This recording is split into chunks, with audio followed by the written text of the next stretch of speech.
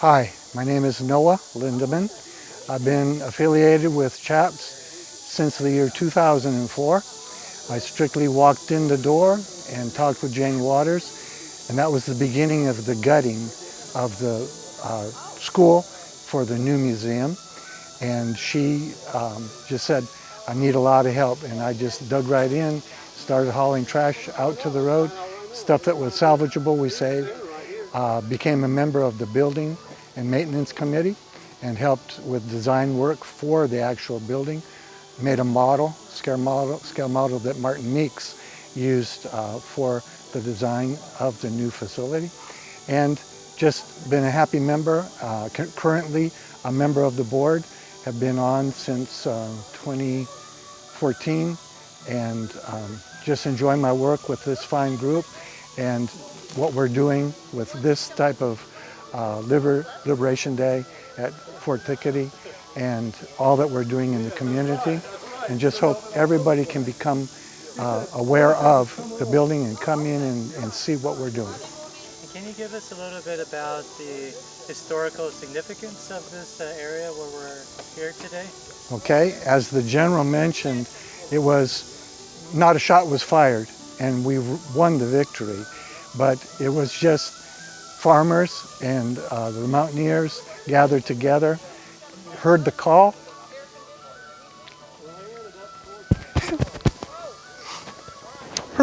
and came and just massed together, a show of force, and the British said, "Nah, we don't want anything to do with that." So they, without firing a shot, they just said, "You can have it," and we raised our flag and took over. And do you know some of the people that were involved with this event back in the 1700s? Well, there are a lot of families in Gaffney that are very big on Rev War. Jane Waters again, Rev War, Daughters of the Revolution, the Sons of the Revolution. I know a lot of those folks.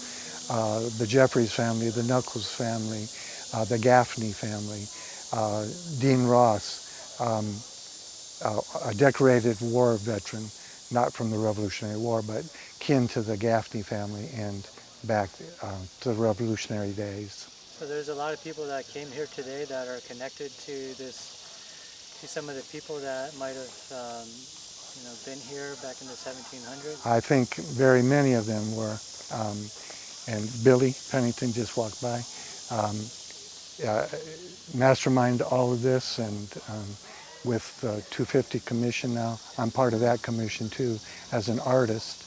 I did a lot of the repair work inside the new museum. All the murals I touched up and fixed for exhibit quality. And my wife served on the board and wrote the Constitution, rewrote the Constitution. So as a family, we've been very active. And at the museum, what can we come to expect to see over there? It's in such logical order. If you go into the first room, it's the Native American, and they settled here 7,000 years ago. And then you walk through the Revolutionary War, which Cowpens, Kings Mountain, over the Mountain Victory Trail, and now Fort Thicketty. I painted a mural downtown on Daniel's Den of Flowers, and it depicts those three, all four, national historic sites. And then you continue on into the Gaffney room, about the city of Gaffney, and it's about the county. It's all the people represented. And then to the World War I, World War II room, another side room with the Peeler Dairy, the AME Church, Asbury Church, and Limestone College, which is now defunct. And then down the hall to our brand new wing, the Montgomery wing, it's science and absolutely great. I rate it higher than anything I found anywhere else in the state. And you've been doing this event for the last 10 years. And what do you hope people from the community take away from, coming here, learning about the history? Just to be aware of our heritage, our history. Can you start with, I hope people take away? I hope people take away from this experience that it is an important part of our history, and everyone that lives in the county should take pride in what we have here and what is represented by this fort and the museum. And I, I hope they take away a lasting impression of how wonderful our history is and how well it's represented in that museum and places like this. All right, thank you very much. You're welcome. I'm Billy Pennington. I'm the curator for the Cherokee Historical and Preservation Society, who owns and operates Fort Thickety that's here behind us. This is a pre-Revolutionary War site that we are now opening to the public as a part of the South Carolina Liberty Trail. So as far as this site goes, then I have been the project director for the rehabilitation of the site and also opening it as an official destination on the South Carolina Liberty Trail. And can you introduce, talk a little bit about the organization and what the mission is, the Cherokee? The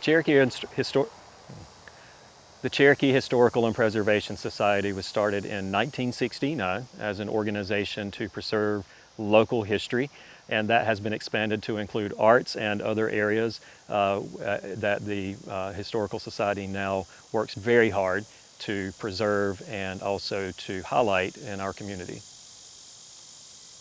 All right. I am Billy Pennington, and I'm the curator for the Cherokee Historical and Preservation Society, CHAPS for short, and CHAPS owns and operates the Cherokee County Museum, a Revolutionary War burying ground here in Cherokee County, and also the Cherokee County, I just said the Cherokee County Museum, but also Fort Thickety, which we're standing in front of right now. And so we're out here today just wrapping up our 10th year of celebrating the liberation of Fort Thickety. It said wrapping up, we're here on our 10th year. Okay. We're here on our 10th anniversary of what we call Liberation Day, which is an event that we hold annually to commemorate the liberation of Fort Thickety from British forces and Loyalist forces during the American Revolution. Okay. Oh, you can. I don't want to. No, come on. Oh, no, He's cutting, cut. Okay. So it's okay. I didn't realize y'all were. Whew, are you interviewing? Come on. Not at the They're second. taking a break right now for us to get through. I hope we met your expectations. You are beautiful. Thank you. Great, thank you. Talk to y'all shortly. okay. What is Liberation Day, and why is it such a significant event tied to U.S. American history? Well, our Liberation Day celebration here is commemorating the events that happened 245 years ago, actually, of this year, which is 2025. The events that occurred here at Fort Thickety. Essentially what had happened, to put a long story into a short description, this fortification was being occupied by Loyalist forces during the American Revolution, and a group of patriot militia from who were stationed nearby in different areas came together and brought around 600 men, surrounded the fort, and forced the surrender of the British and the Loyalists here at Fort Thickety, taking out a lot of armaments and men from the future fights that were coming just around the corner at Cowpens and Kings Mountain that would be major turning points in American victory. And how has the local community, how have they responded? You know, you've been doing this for 10 years now, and you know, what's kind of their feedback? Luckily, this community that we're in has been very protective of this particular site. We look at the cabin, which would have been the stockade. Of course, this was a bigger fortified area during the American Revolution, so 100 men weren't necessarily inside of this one little cabin, but they were in this area around, which is this entire site that we are opening to the public as a site on the South Carolina Liberty Trail today. And so these individuals in the community really protected it, primarily using it as part of the farm that was here on this property. So a family owned this property for around 200 years, and the family used it as part of their farm. So it was saved in that way. And then a little over 10 years ago, the property came up for sale the Cherokee Historical and Preservation Society, with help from the state. Oh, a little over 10 years ago, the property, the car came by when you were... Yeah. A little over 10 years ago, the property came up for sale. So CHAPS, the Cherokee Historical and Preservation Society, was able to purchase the property and began the process of rehabilitating it to what we see today. In that 200-year time frame, or over 200 years, the site had fallen into a little bit of disrepair, so we were able to basically restore it and rehabilitate it to what we have now. Then begin work over the last 10 years, not just on the cabin itself, but also the rest of the site, so that we can tell the story of why what happened here at Fort Thicketty is so important to the overall campaign that happened in the South. So it's the role that Fort Thicketty plays in the Southern campaign of the American Revolution, which was really critical to ultimate victory in the Revolution. And last question, what do you hope people from the community take away to coming to events like this, and what do you hope they learn and understand? And We definitely want local people, I'll start over.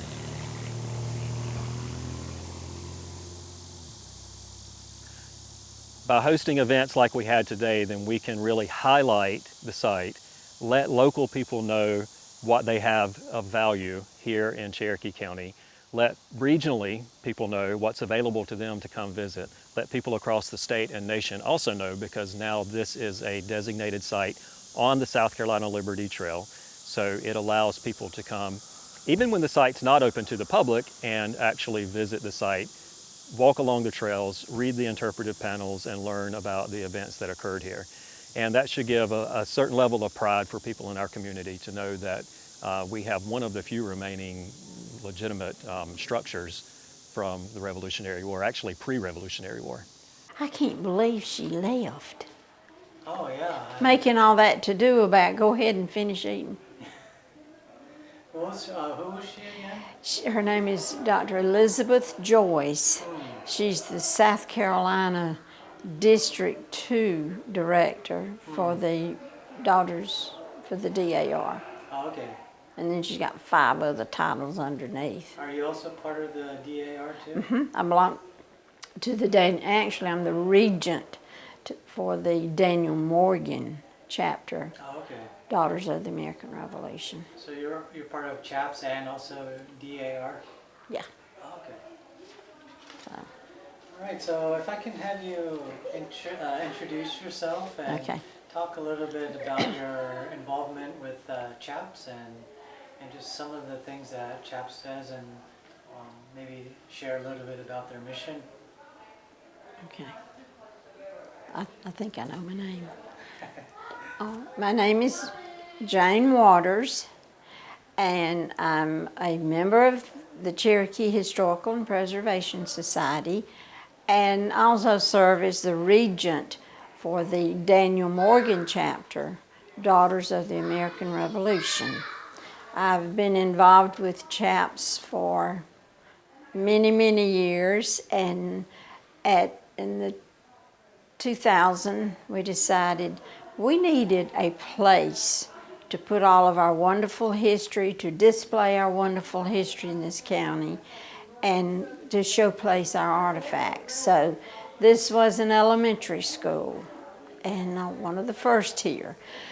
So through grants and donations and other monetary gifts, we were able to purchase the building, and we're now in what was the very first section of the school. The school has 3 different time frames on it built, and so we decided we was going to start a museum, and that's exactly what we did. And with the help of the board, a wonderful board at that time, and Billy Pennington agreed to be the curator, and we gradually changed we call this the upper wing, and it's divided into the Rev War, the Native American, our local history, and then we have a military room, and then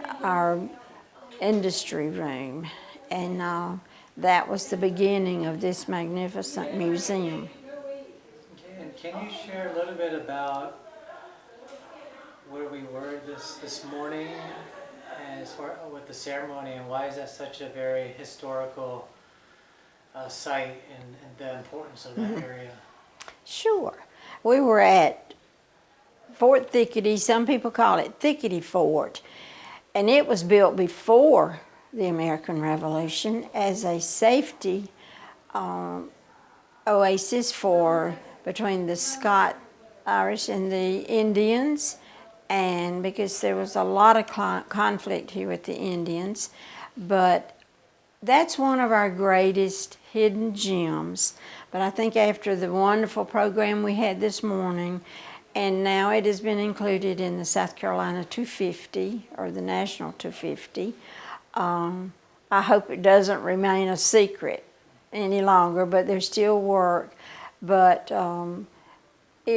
all that lower part of the county is where our county started, and the families there, and they could seek sanctuary at the fort during any kind of uprising or enemy attacks. And so it again dedicated, celebrated the 10th year of it, of our program. And Billy was mentioning the first year we had a cedar post with the flag. My husband, Phil Waters, lowered the first British flag at Fort Thickety, and then raised the American flag. So that's his claim to fame. But it was very touching to see it done, and then have the Sons of the American Revolution there, and other dignitaries. And it was such a simple ceremony when we started it, but it had really developed this morning into a true dedication, and it will be an addition to the South Carolina 250. And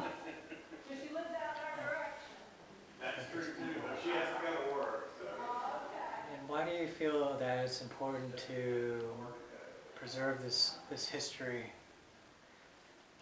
Well, you know, the American Revolution, of course, our part was, there were more skirmishes and battles in South Carolina than all the other 12 colonies combined.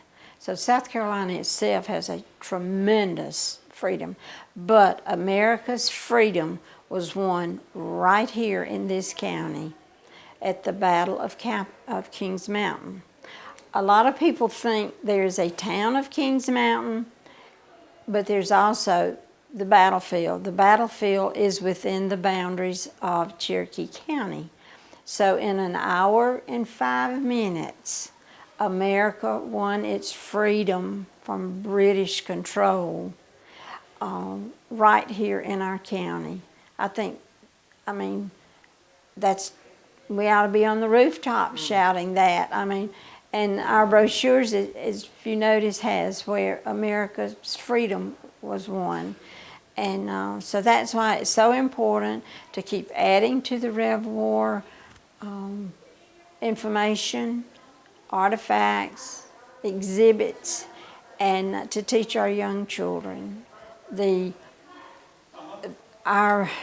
way the world is today, we need our true history out there.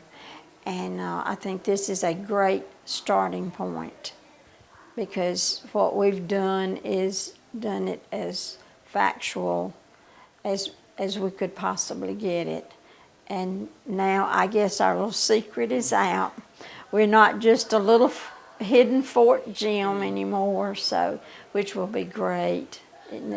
Everyone needs to see it and know about it. Now, do you guys have any projects moving forward? Like, what does the next 5 to 10 years look like? Well, yes, we would love to make the building, there's still openings in the building, and we have a lot of school children to visit it, do a lot of outside work, and bring some of the other buildings that we know that was on the property, bring those back. And there's a few safety issues, but every year something magical happens. Like this year, we made it handicap accessible with the sidewalk, and so yeah, there's still a lot. And at one time, there was a whole wall around it, so that would be great to have that put back, and it looked like a fort. And finally, why do you feel that it's important for the younger generation to learn about their local history?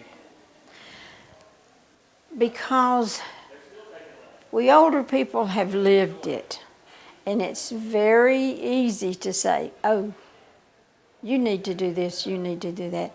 They have to experience it. And as you come from our parking lot, and you're a small school child, say a second or third grader, and you come through that wandering path through the woods, and you see the old well house, explain to them how the water, where the water came from, and then as you walk, you just come upon this little cabin-looking building, which is the fort, and it leaves an impression on you. They need to know what to preserve, why to preserve it, and they too will need to pass it on to their children, because we have to know our history. Or you know the saying, if you don't know it, you're bound to repeat it, and there's some history you don't want to repeat. And ours is so special. Why not celebrate it, make a celebration out of our local history? And can you just go back to the beginning, and I just need you to say, like, it's important for the younger generation to, learn about the local history here. So they for in the video, because they have reference about what you're talking about. Okay. It's very important that our young people, our school children, learn of our local history. First, they just need to know it, because it's like, well, where did things come from? That was simple farm days, but they need to know it and be educated on it and share it, and That's okay. That's good. I just needed that beginning part, because you were talking about the younger generation. Yeah. When I first asked you the question, but you didn't mention the young generation. Well, they need the younger generation also needs to know it for pride of where they came from, where they lived, because as they move away, they take that history and they can explain it. But most of us come back to our home, and they need to know where they came from. They need to know their family members, and what made them great, because what made their ancestors great is in them and will make them great too, and they can share. All right, thank you so much.